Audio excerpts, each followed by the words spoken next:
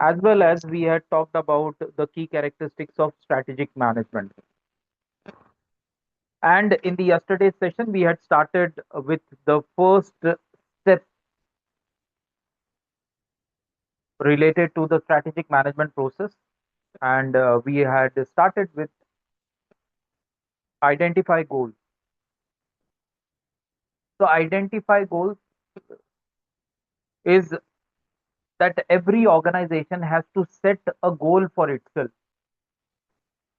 that what will be the goal of that particular organization. I had given you example of Tesla and BYD also, that how BYD set the goal, that is short term goal as well as the long term goal.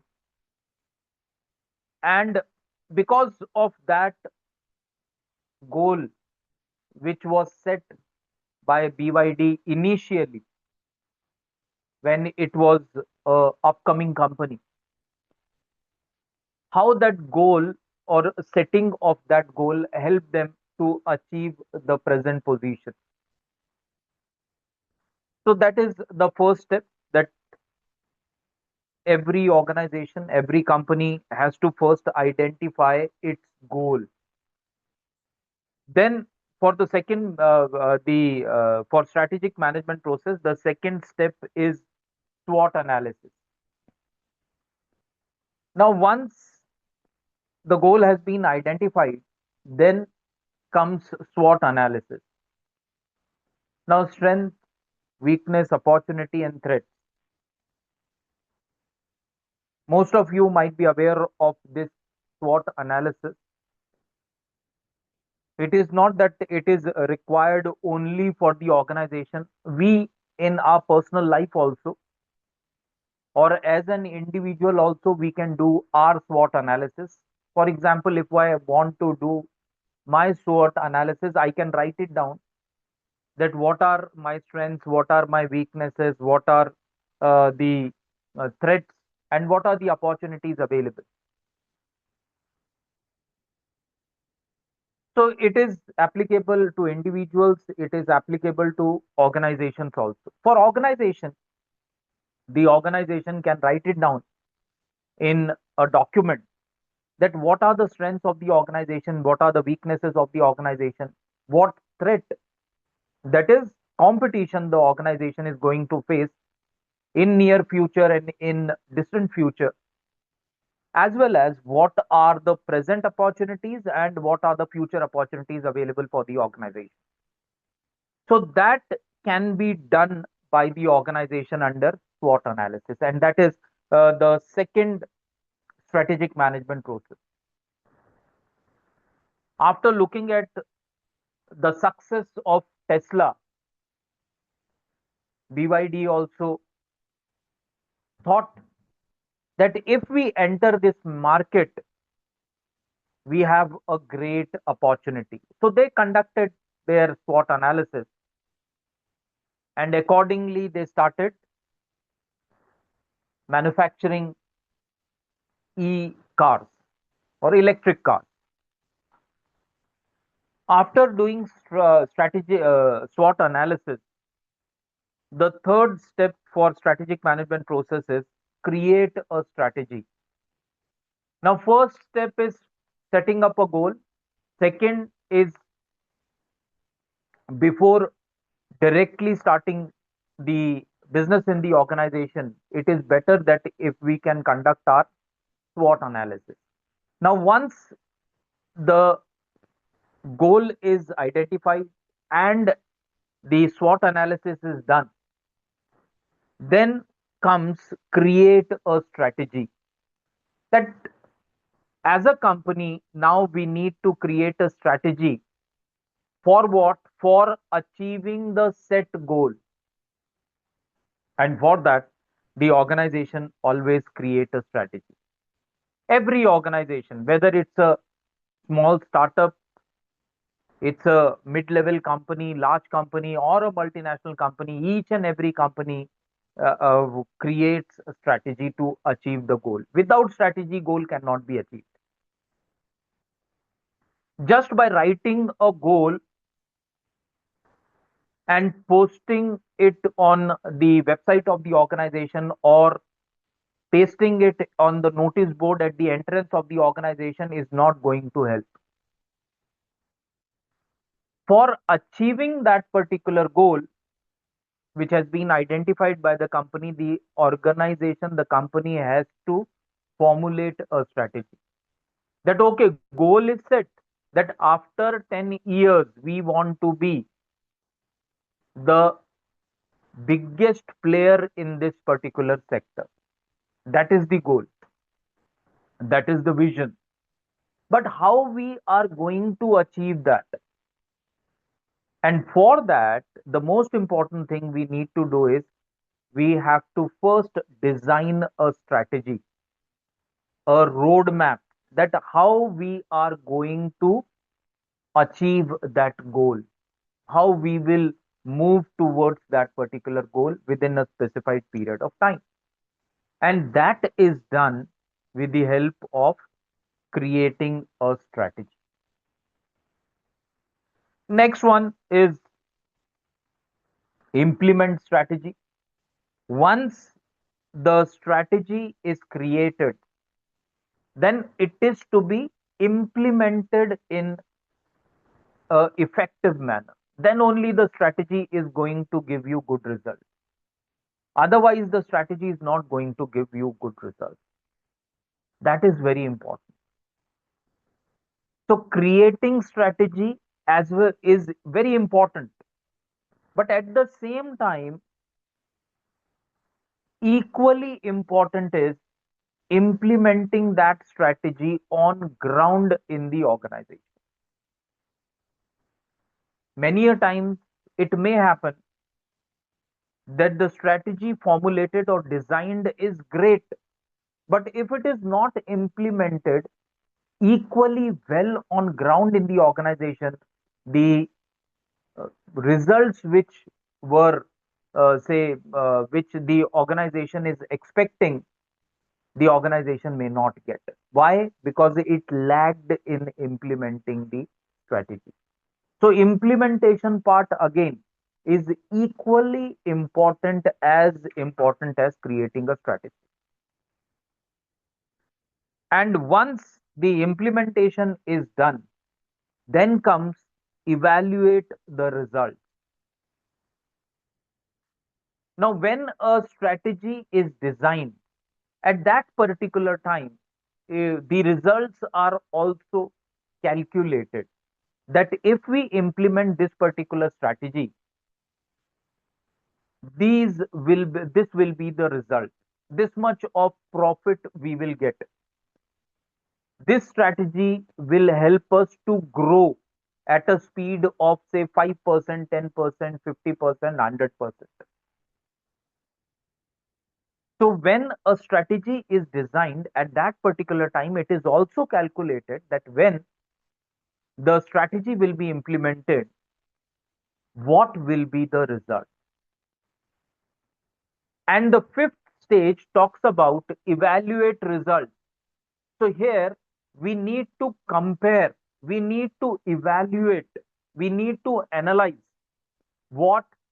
whatever we have thought at the time of creating a strategy, that this particular strategy is going to give us that particular result, whether the result matches the expectation which was at the time of which was written at the time of creating the strategy by the higher authorities of the organization.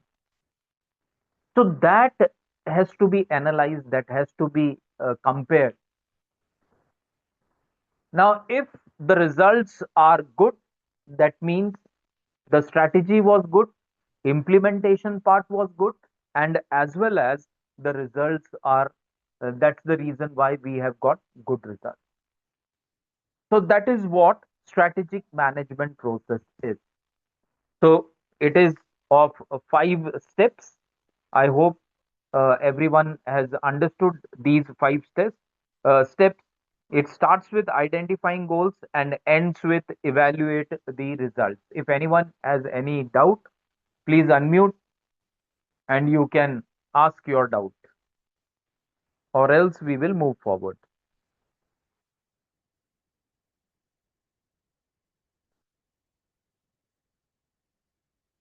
Okay, no doubt is there.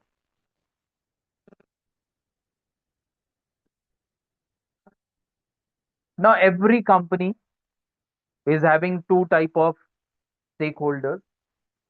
One is called as internal stakeholders, and the other one is called as external stakeholders.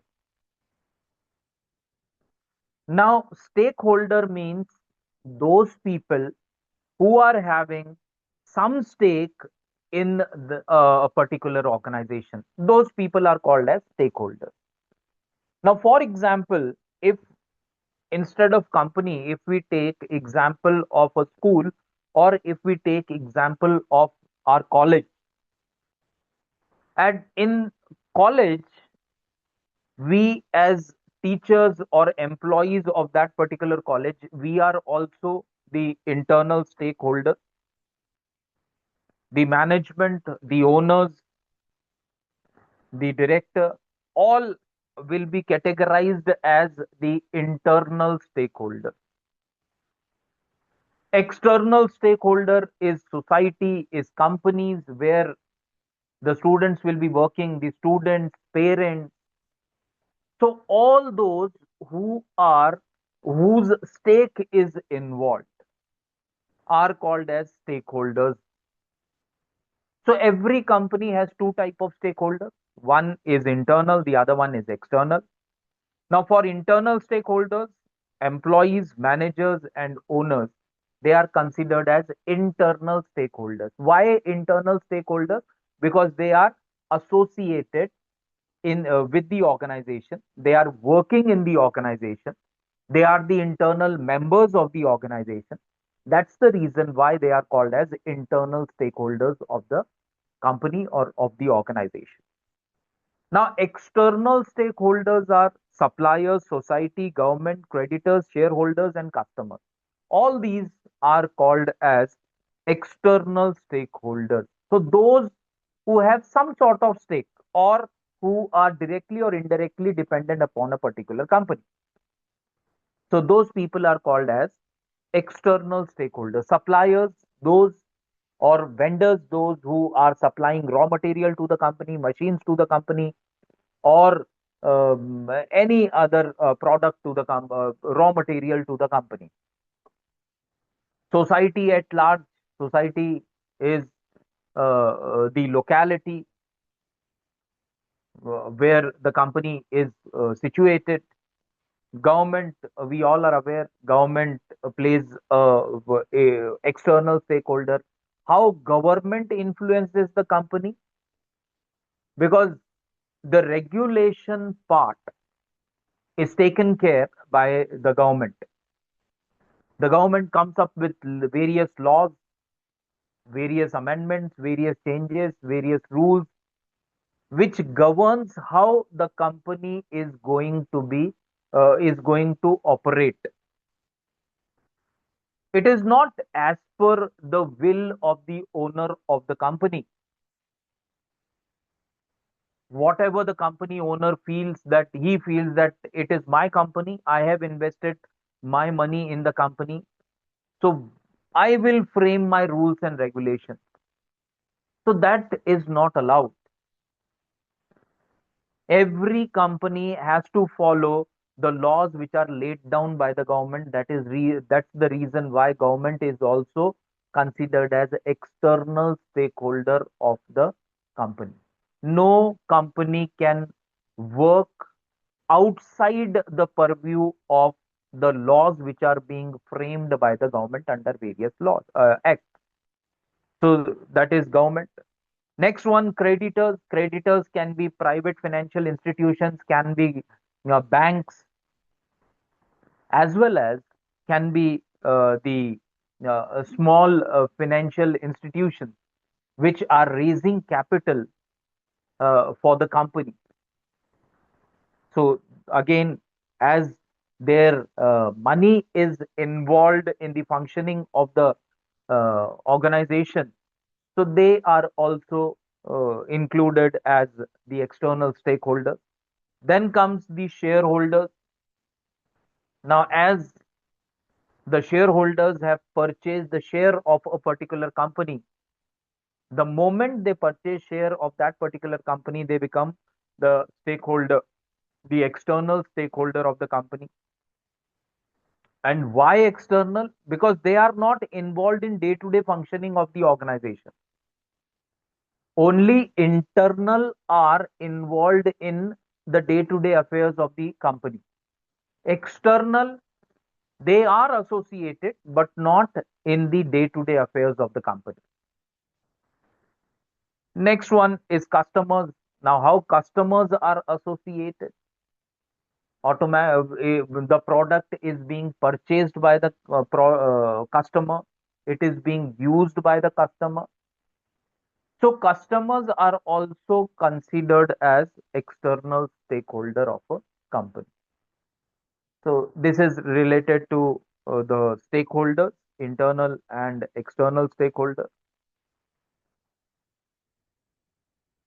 Now, responsibility of the stakeholders. That what are the responsibility of the stakeholders? Now, strategic input, resource allocation, risk assessment, and communication and collaboration. Now, strategic input. Strategic input means every time, whenever the situation demands, strategic input should be provided to the company so that company can grow. For example, because some geopolitical situation is there, a war is there between two countries. Because of that particular war, the company is getting affected. Now, here, the company officials or the higher authorities of the company, who are the decision makers for that particular company, they have to come up with such a strategy so that their company is not very much um, gets affected adversely by that particular war. And once the war is over, once the situation is clear, again, they can come up with a different strategy. So it is not, yesterday also we had discussed that it is not that one strategy is going to fit in all situations. We have to make strategy as per the situation. And that is called as strategic input. Next one is resource allocation. Now, for a company to grow, various resources are required: physical resources, mechanical resources, human resources. So, all these resources which are required, it is that all those resources are to be provided in the organization. For example, if company needs new machines, so at the earliest, the board of directors or the decision makers, they should make a provision that company gets new machine as early as possible. And that is what resource allocation is. If funds are required, immediate arrangement of funds are to be made. If raw material is shortage, immediate that shortage of raw material should be overcome. Next one is risk assessment. Again, very important part. We all are aware that the more risk we take, there are more chances that we will be getting more profit. So more profit is always associated with risk. And in management, it is said that every company should take some sort of risk for growth, for profitability, for success. Without risk, you cannot be successful. Now, what is risk is that when you are challenging a set norm, that means you are taking risk. Now, for example, we all are aware how SpaceX got into existence, came into existence. During 90s, when Elon Musk got an idea that the rocket which puts the satellite in the orbit, once it is used, it cannot be reused. So it was working at that particular time on a principle, fire and forget. So one rocket is going to take one satellite, two satellite, or three satellite, or maybe more satellite. But once a rocket is fired, that particular rocket cannot be reused. And he calculated that millions of dollars the government is spending in making one rocket. So it is very costly. At that particular time, he thought with an idea. So entire the Russians and the Americans, both they were the topmost experts in the space industry at that particular time in 1990s. So they had that theory that rocket only works on the principle fire and forget. We cannot reuse the rocket. In 90s, when Elon Musk came up with that particular idea that we should think of redesigning the rocket so that we can reuse the rocket and we can save money, and saving money will automatically help the company to grow or company to earn more profit. When he went to discuss this idea with the American, that is NASA, or the Russian space agency, everyone there laughed, and they said that we are in this particular field for the last 50 years. We believe that this cannot be done.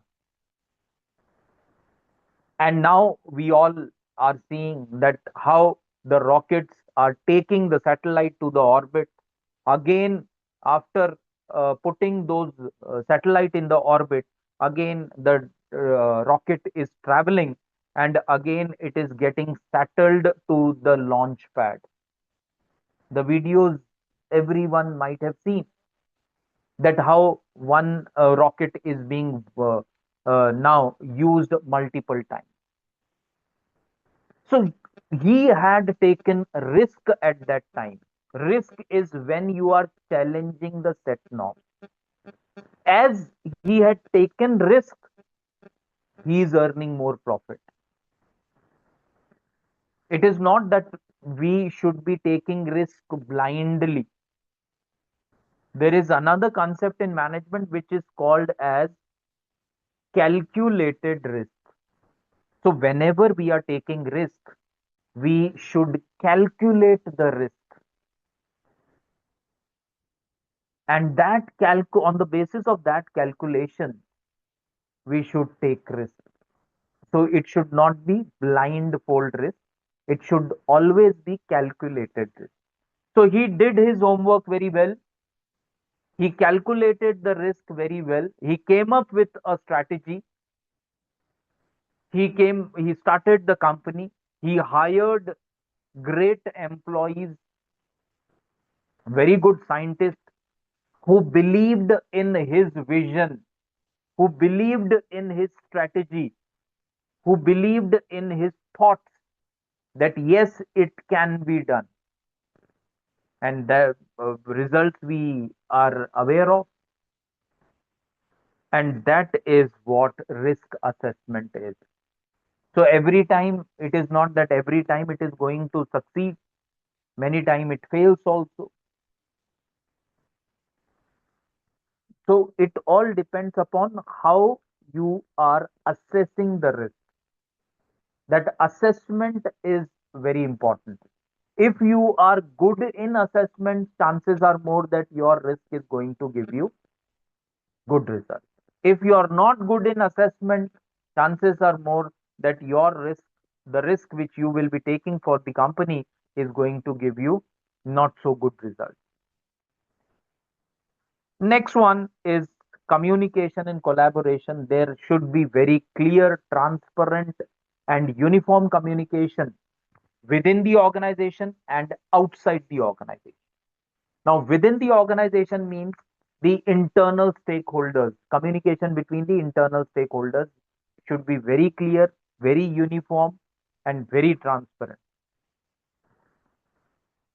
As well as the communication and collaboration between the internal stakeholders and the external stakeholders should also be very clear. Number of frauds have taken place in the country as well as in other countries also, where we have seen that people or the higher authorities of the company, they manipulated in the balance sheet. The company was not making so much of profit, but still they displayed it on the website of the company, manipulated balance sheets which showed more profit than the real profit. And why they had done this?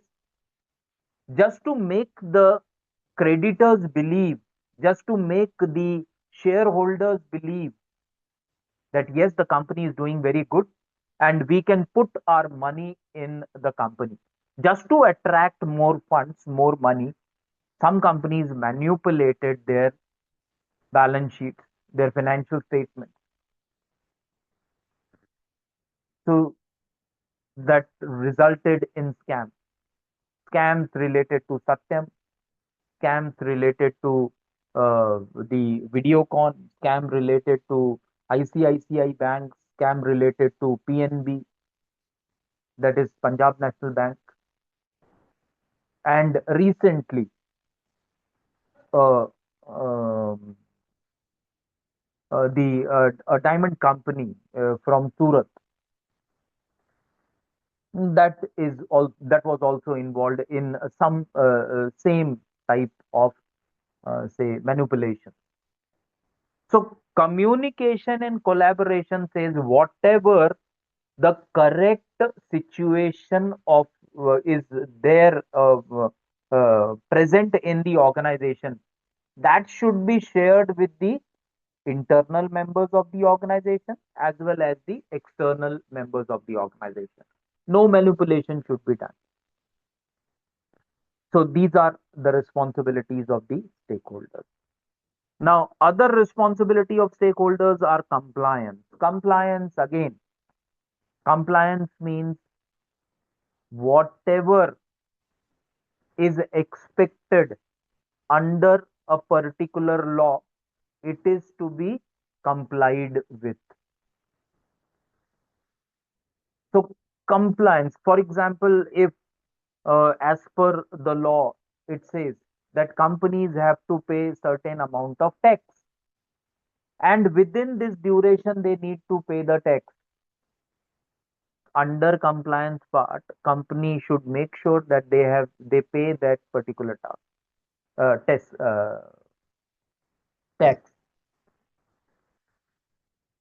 If the law says that the employee should be getting provident fund, then company should make sure that the provident fund, the share or the amount is deducted from the salary of the employee, and it is also the company is adding its share in that particular amount, and that amount is getting deposited under EPF.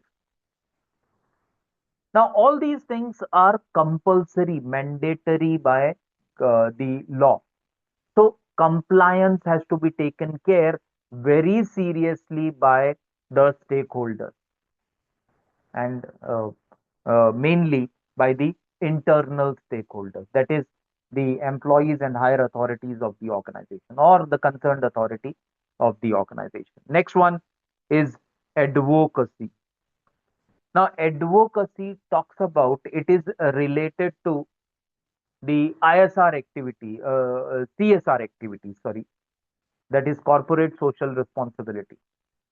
Company should advocate the right. Now, company should always try to give something in return to the society. They should advocate the uh, uh, the benefits, or they should promote the growth of the society. Next is feedback and evaluation. Again, feedback shall be taken from everyone, internal, external. That feedback should be evaluated, and action should be taken against those that particular feedback. And the last one is conflict resolution. If there are differences within the organization, between employee and managers, between employee and the higher management, between higher management and the lower management, that, or there is any difference, dispute between the internal stakeholders and external stakeholders, that disputes are to be solved as early as possible, and that is again one of the prime responsibility of all the stakeholders. So these are some of the responsibilities of the stakeholders. Now we will move on to the another topic, which is called as strategic intent. Now the meaning of intent is that how firm you are in doing a particular thing. That shows your intent. You have taken a decision and you are firm that I will see to it that this decision is has to be the right decision. You have decided that I will make sure that at the end of third semester will be getting more than 70%. You have come up with a strategy. So you will succeed only when you are having that strong intent of achieving that more than 70%. That strong intent is every day.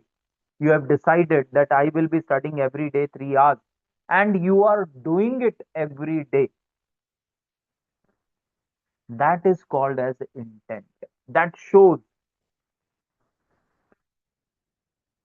intent shows how serious you are about a particular thing, about a particular job, about a particular strategy, and that is called as strategic intent.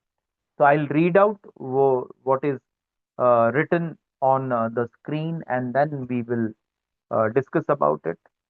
The organization considers the threats and opportunities and then assesses the firm's strengths, weaknesses in determining whether obstacles can be neutralized and opportunities can be efficiently and effectively exploited. Strategic intent is an expression of pragmatic, realistic, and beneficial goals and objectives. Strategic intent should be in harmony with the firm's vision and mission. So, company has come up with the objectives. They have set the objective, their goals, their vision. Now, for achieving that objective or goal or vision, we have to have that firm intent. Everyone should believe in that vision.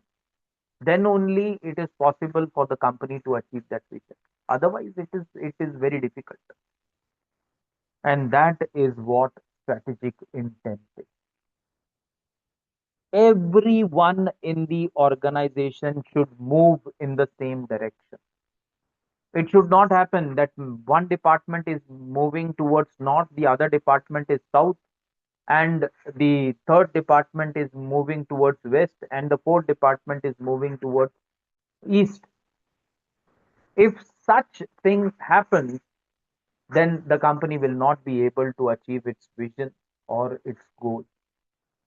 Now, strategic intent is that where everyone in the organization, each and every department in the organization, is believing in the same thing. Okay, this is the objective, this is the goal of the organization. Yes, we believe in this goal. Yes, we believe in this vision, and we will see to it that we achieve this vision. That is very important, and that is what intent is. And strategic intent is that is firm belief is intent. Strategic intent is when it is related to a particular strategy. Now, BYD came up with that particular strategy that within 10 years we have to be number one player in China, and within 15 years we should be number one in the world. Now, strategic intent of BYD is where every employee is believing in the strategy, in the vision, in the uh, goal of the company. Because everyone believed in that, they were able to achieve it. Otherwise, it was not possible. So, that is very important. And that's the reason why it is said that strategic intent should be in harmony with the firm's vision and mission. Now, hierarchy of strategic intent that we will be discussing.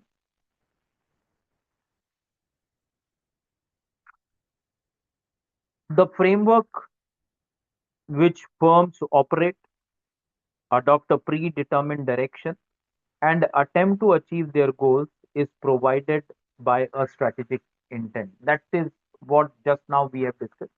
That each and every employee has to believe in that particular goal, and they have to move in the same direction. Everyone is believing and everyone is moving in the same direction. Then only uh, the uh, we can achieve the target or achieve the goal. The hierarchy of strategic intent covers vision, mission, business definition, business model, and the goals and objectives. So these are the hierarchy. Hierarchy is it starts with vision, then mission, then business definition, and then business model, and then the goals and objectives. That is the hierarchy to be followed for strategic intent. So that is related to strategic intent. Now, next one is vision and mission. Now, two words very commonly used, and most of you might be aware of. the meaning of these two words, because every company has its vision and mission, whether it's a company, whether it's a school, whether it's a college, whether it's a hospital, everywhere you will find these statements at prominent places in that particular organization. And one statement will be the vision statement, and the other statement will be the mission statement. Now, what is vision and what is mission? That we are going to discuss. So, vision is broad and future oriented, the goal on the horizon. So, vision is always very broad and future oriented. When the organization gets started, at that particular time, the founders of the organization or the owners of the organization, they start the organization by keeping a vision in their mind related to the organization. That, okay, we will start this particular organization, and we want that this organization, we have a vision, we have a dream that we want to see the organization at this particular level after 5 years, after 10 years, after 15 years, after 20 years. And that is called as vision, because it is very broad and it is always future oriented. Whereas mission is more focused and it talks about how you will get to the horizon. Horizon means your vision. You have set up a vision that after 5 years you want to see yourself at this level, 10 years at this level, 15 years at this level, 20 years at this level. But how you are going to achieve that goal of 5 years, 10 years, 15 years, and 20 years? For that, you have to come up with a mission statement.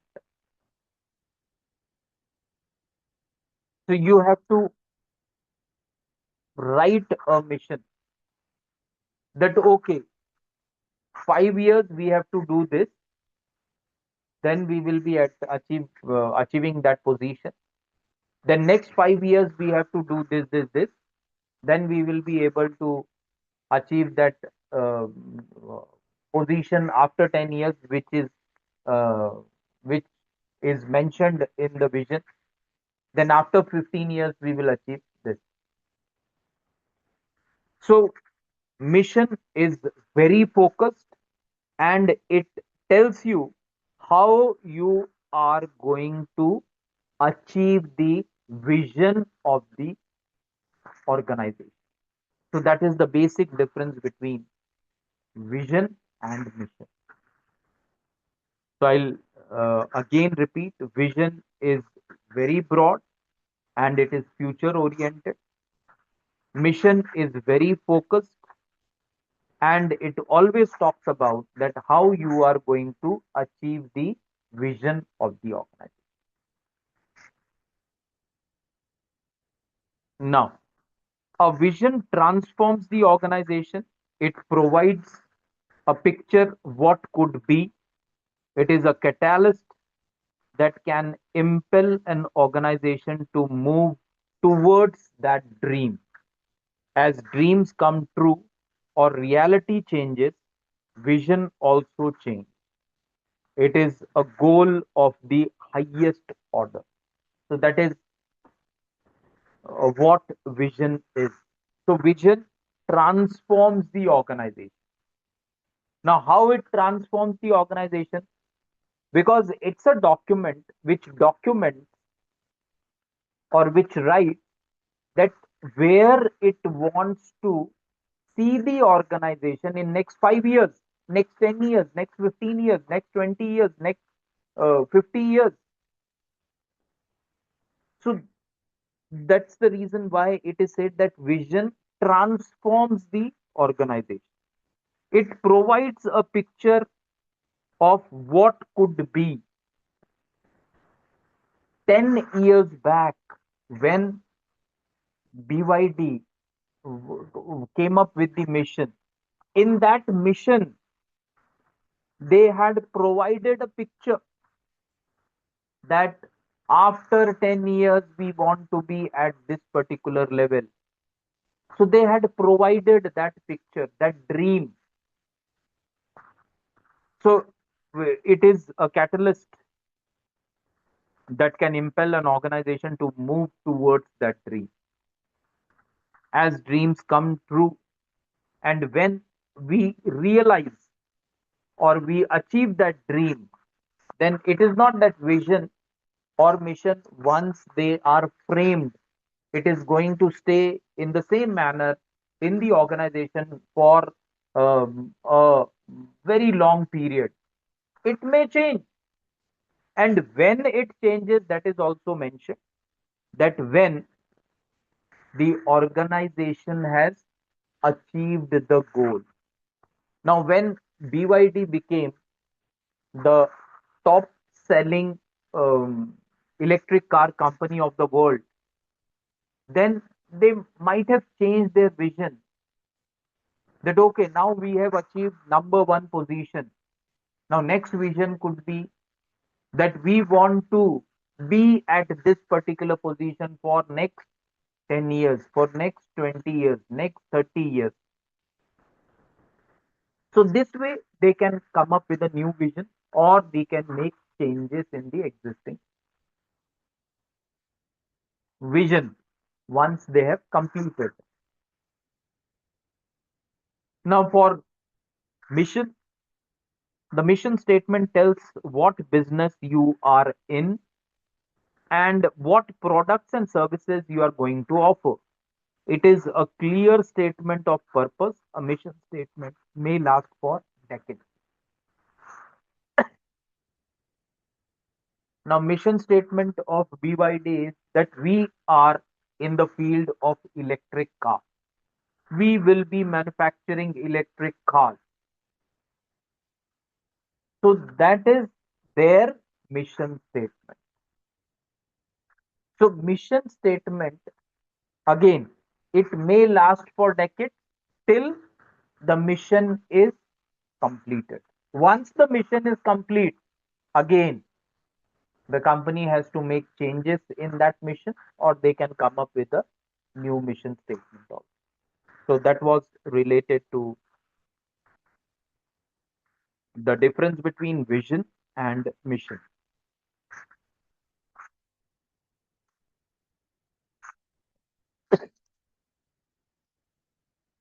Now here, in more detail, they have mentioned. So we will discuss that also. First, we will take up for vision, and then we will go to mission. A vision statement describes the aspirational long-term desired change resulting from an organization's effort. It focuses on the future, painting the picture of what organization aims to achieve or become. This statement inspires and provides framework for strategic planning, motivating stakeholders towards the shared and desired future. So everything we have already discussed. For your mission is a mission statement describes the organization's fundamental purpose and primary objective. It focuses on present detailing what the organization does, for whom it does it, and how it does it. This statement guides the actions of the organization, provides a sense of direction, and helps stakeholders understand its main goal. So, vision is, in simple words, we can say the dream of the founder, dream of the person who has started the organization, or dream of the board of directors of the organization. and mission is completion of that dream, or moving tirelessly to achieve that particular dream in the same direction. So that is, in simple words, we can understand the mission and vision. So vision statements are always future oriented declaration of organization purpose and aspiration that we have already discussed. It addresses what a firm wants to become, and vision statements tend to be relatively brief. Very small or one line vision statements are there. Whereas mission statement communicates the organization's reason for being and how it aims to serve its key stakeholders. It often integrates a summation of firm's value, and mission statements tend to be longer than vision statements. They are longer than the vision statements because they are based on the strategy of the organization, which suggests that this is how we are going to achieve the dream of the organization or vision of the organization.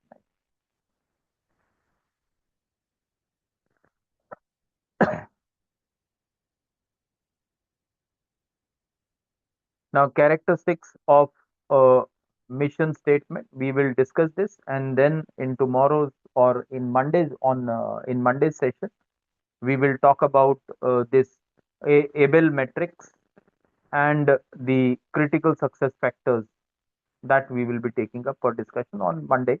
And today we will try to complete this characteristics of a mission statement. First one, it is broad in scope, does not include monetary amounts, numbers, percentage, ratios, and objectives. So again, some sentences are written in the mission statement, but it doesn't include the percentages or numbers, or that we want to achieve 100 crore, or in first year we will be achieving 10 crore, second year we will be achieving 20 crores, third year we will be achieving 40 crores, fifth year we will be achieving 100 crores. So such type of figures, such type of monetary numbers or percentages are not written in the mission statements. They are broad and pure statements are written that we are going to achieve the vision in the following manner: one, two, three, four, and again sentences or statements are written. Mission statements are fewer than 150 words in length. So it is not that you have written a 100-page document stating that on day one we will be doing this, day two we will be doing this, and day 365 we will be doing this to achieve the goal or dream or vision of the organization. So that is not in the mission statement. It is fewer than 150 words. It is inspiring. Inspiring, by reading the mission statement, you feel inspired that yes, I have joined this organization and the mission of the organization is this. Now I start believing in this mission and I will see to it that the vision is achieved of the organization. So that is the reason why it is said it is inspiring. Next is it identifies the utility of firm's product. That whatever product we are making, they are best product. They are saleable in the market. They are going to make the company grow. They are going to make the company profitable. So the company identifies the utility. Next one, mission statement reveals that the firm is socially responsible. Next is it reveals that firm is environmentally responsible.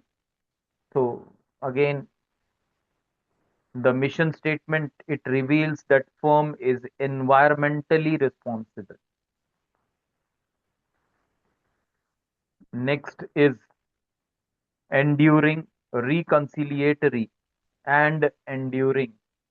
Reconciliatory and enduring is that where the mission or the organization is very firm, and that is what enduring is.